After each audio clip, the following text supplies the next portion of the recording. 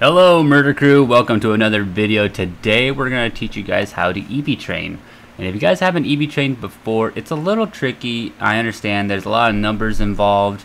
EV means effort value. It's the effort value that you put into your Pokemon, which is different than IVs, which I'll teach you guys in a different video, which means individual value.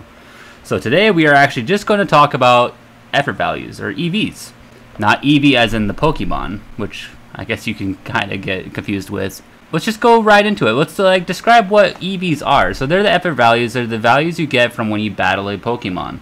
So you get EVs for attack, defense, speed, special attack, special defense, and hit points. So all these stats you can actually build effort values for.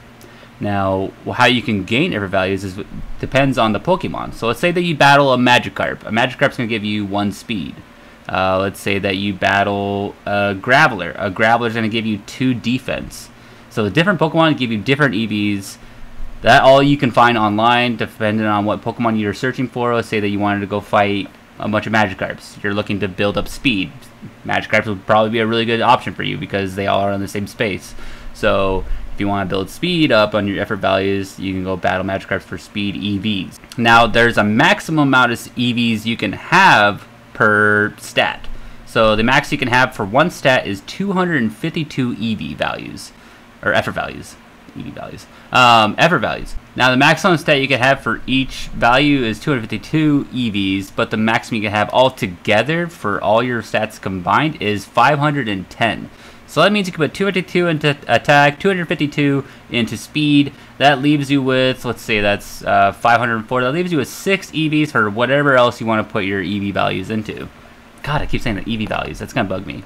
Count how many times I do that in this video, okay? How many times I say EV value. You get 510 EVs as your maximum amount of EVs for a specific Pokemon. And that's for all Pokemon, actually, not specific ones. You can, for any Pokemon, it's 510 is your maximum. So while you're doing effort values, be sure you're careful of how many EVs you can have.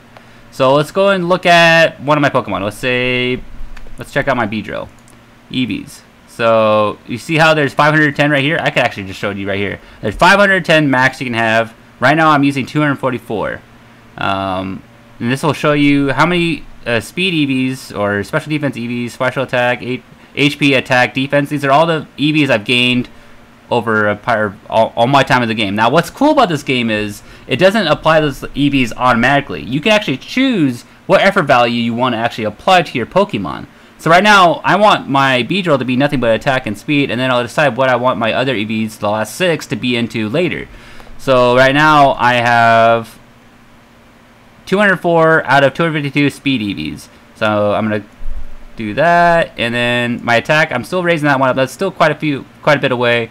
But as you can see, I could choose not to use those 30 special defense EVs. Now, this doesn't happen in other Pokemon games, so this is what makes Poke1 really awesome about how you establish training your Pokemon. So let's go ahead and confirm that.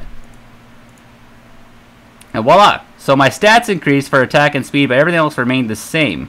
Now, I made sure to also keep the right nature for my Pokemon, which is very important because I'm an adamant nature, which means I can only increase my attack stat will increase, but my special attack will decrease. Natures are very important with this game because you want to make sure that the natures actually apply to what your EV values, I did it again, EVs go into. So let's say that I was modest. Modest is special attack increase minus and a decrease in attack. So you'd want your Pokemon to actually be trained in special attack and not in attack. So keep that in mind. Make sure to make sure to check that when you're trying to train your Pokemon. So this is how I'm actually setting up my Pokemon. I mean, I'm doing that for Gyarados as well. Gyarados is like the same thing as Beedrill. I'm increasing my speed and my attack while leaving everything else 0 until I decide what I do want to do with my last 6. But you can also have different Pokemon that want to have EVs. Let's say that I wanted to train my... What if I say I wanted to do 252 in defense, but I wanted to split up between HP and attack? Let's say I wanted to do half and half. Probably not going to do that. But let's say, for instance, I do. Then I could just split this one up in half and this one in half. and I'll be able to split that up. You know, you don't have to go 252 in each stat. You can actually mix it up if you want to. If you really wanted to, you could go for all 5 and leave out the one that's negative. Let's say that this one, the negative, is a special attack, so you wouldn't put anything in special attack. But if you wanted to, you can put EVs in any other stat you want. But that's up to you. There's definitely guides out there that should tell you what you should do for specific Pokemon. For instance, Beedrill should be attack and speed, and not special attack or any other stats. It depends on where you're looking that up and how you want to set up your Pokemon. Let's say that you didn't want to make an aggressive Arcanine, you want to make a more defensive Arcanine, which is my favorite. I absolutely love defensive Arcanines. So I would want HP and defense as my stats, and then the following like 6 EVs I put into attack. You know, leave the rest on their own. Like, I don't need speed if I'm going to be tanky. So that's just how I want to set up my Arcanine. You can definitely set up your Arcanine however you want. I've seen a lot of adamant Arcanines. I've seen Jolly. Those are definitely viable, especially with close combat and all that. You can do whatever you want. I'm just going to do it the way I want to do it. So now what we need to discuss is where are good spots to actually EV train in Pokémon. Well, I haven't played this game for too long, so I don't know the exact locations where you'd want to go train or the best spots, but I'm going to show you a couple spots that I have been training on my own that I find to be pretty good.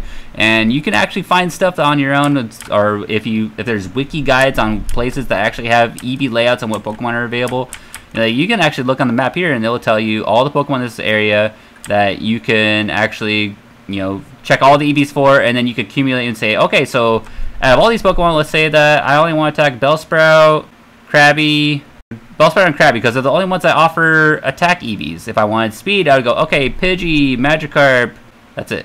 And then HP, it's Slowpokes. Yeah, you see what I mean? Like, you get to decide, like, oh, which one should I attack and which one should I not attack. For instance, if I'm going to go fish on this route, it's Route 12. If I fish here, if it will allow me to fish here, it takes a little bit. Fishing's kind of weird in this game. I'm still trying to get used to it. You have to walk every 5 feet in order to fish. Here we go. We finally landed one. If I wanted to, I can attack Magikarp. But what's in this route is Magikarp and Krabbies. And both of those offer speed and attack. So you're always going to find Krabby. You're always going to find Magikarp. So no matter what you fight in this water, unless you have something that's better than Oldrod, and Pokemon will change, so will the levels for them. But the EVs remain the same. Okay, so Magikarp is always going to be 1 speed EV. So when I attack it, not give it item, but when I attack it, I've already been attacking with this. This should give me 1 speed EV, which I'll have to apply to my Pokemon after I'm done here. Okay, let's check it out. So I should have, this says 204. What I actually have is 205. So if I apply it, woo, up 1 speed EV. Confirm. Okay. Now, to decipher a little bit more about how EVs work in this game, level 50, if you have 8 EVs in a speed stat, your speed stat, your actual stat right here, your actual what stat line shows, it will go, if I'm level 50, if I give 8 EVs in speed, it should go from 66 to 67. If I'm level 100, I will only need 4 speed EVs to make it go from 66 to 67. Does that make sense? So you're going to need twice as much if you're lower level to increase your stat line. But that's only if you're level 50 and 100. So if let's say that my Beedrill is level 29 right now, I'm gonna need a lot more EVs to make my stat increase. But as you go in levels, your stats will start to increase a lot more as you go along through levels. If you're maxed out in the EV stat, it will start to apply. Let's say you hit level 50 and I'm level 29, level 50. I will actually have the level 50 EVs once I reach level 50. Not saying like, oh, because I'm level 29, I EV trained now, my EV is going to be much lower. That's not how it works. It will actually gradually increase as you level up. So it will always be the same as you level up, which is good. That means you could train as early as you want or as late as you want. Does not matter. It's going to be the same no matter what. So that's why EV training for Pokemon is very important. It gives you that slight edge over another pro. So let's say that I battle another Beedrill. I'm going to have that slight edge over that regular Beedrill. Let's say that has adamant nature but wasn't EV trained. I'm going to be faster, so I'll always hit first, and I'm going to be stronger, so I'm always going to hit a little bit harder. Unless you're a monkey, then I guess you could lose that fight, but that's not me. So that's how you EV train in Pokeone. At least that's how I see it, and I actually love EV training in this game so far. It's grindy. There's no passes for you to help you out on EV training. There's nothing that boosts your stats or anything like that. Just kidding. There is actually something that can actually help out your stats, and that is in the medicines. So let's check out calcium. Calcium reads, a nutritious drink for Pokemon. When consumed, it raises the base special attack stat of a single Pokemon. You're thinking, wow, I could raise the base stat of my Pokemon. That means your EV stats. It gives 10 EVs per drink. Okay? Now imagine that. I would one drink, if I drink one Pokemon, one calcium, that's 10 Ghastly's worth of EV training right there. So you just saved yourself like 10 minutes or something like that. However long it takes to find Ghastly's and beat them. You know, that's how much you're getting from one calcium. But here's the catch. You can only do 100 total of like EVs. So you can only have 10 calciums per Pokemon. Okay? So, but let's say that you're 87 special attack. That means you can only drink 2 calciums. One is 10 EVs, the other one is 3 EVs to give you a capped out 100 EV value. God, I did it, and I did it slow too. That's awful. Ugh. So be careful when you're EV training. Be sure to do the drinks before you start EV training, in case if you do have the drinks available. Now these drinks could be purchased at Celadon. Yeah, Celadon. It's at the big tower here. You can buy the calciums, the carbos, the proteins. You can buy all those. They're on the top floor, not the very, very top floor, but you know, in the building there.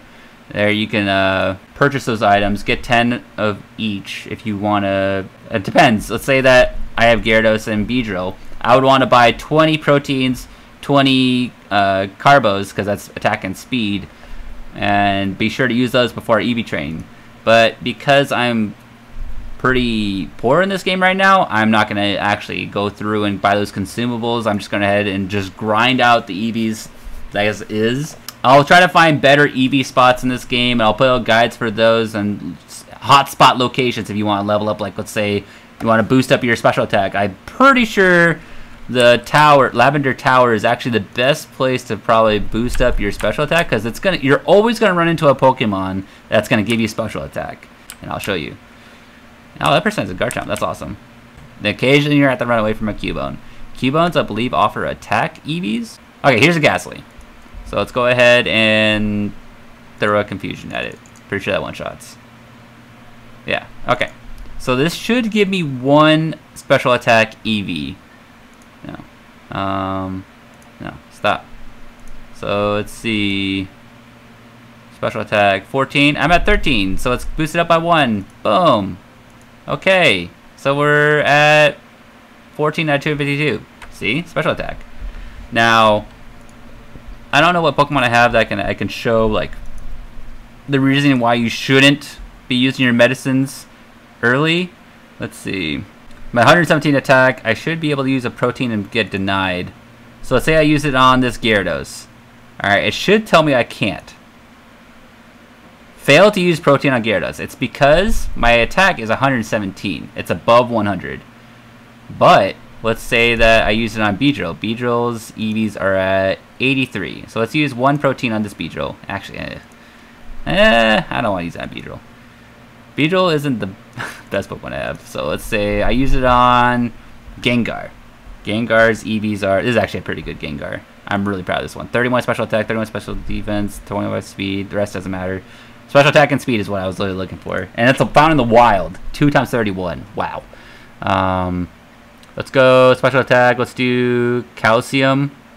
Now let's give it to this Gengar. So the Gengar's EVs right now are at 2 EVs. So that's well below the 100 cap.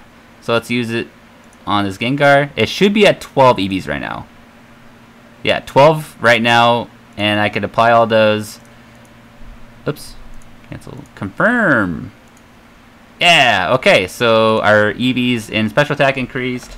So that means we were able to get a stat point. Just to be careful, do not use your irrationally. You know, be careful. Be sure to use them before you start EV training. Make sure you cap out at 100 and then start EV training from there. It will reduce the effectiveness. It'll make sure that your 100 out of your 252 is just done right away. It'll make EV training so much easier. You're gonna really appreciate that fact that you can actually use these. So be sure to stock up on those. Don't use them willy-nilly. So like, let's say I would use it on this Beedrill. This Beedrill is not exactly the cream of the crop. Its IVs are terrible. I'm gonna probably reset everything, but I kept it because it's adamant. You know, it's gonna hit hard for Beedrill, especially if once they come out with Mega Beedrill. Anyways, guys, hope this EV training guide helped you. It definitely will help me. This is what I'll be doing for my EV training. And once again, I'm gonna make other guides on how to find hot spots in this game. I'll be looking around everywhere, and I'll give you guys an IV training guide. I'm not exactly sure how I want to go about doing that, but we'll figure that out in the next video. Anyways, Murderface sign out. Later, guys.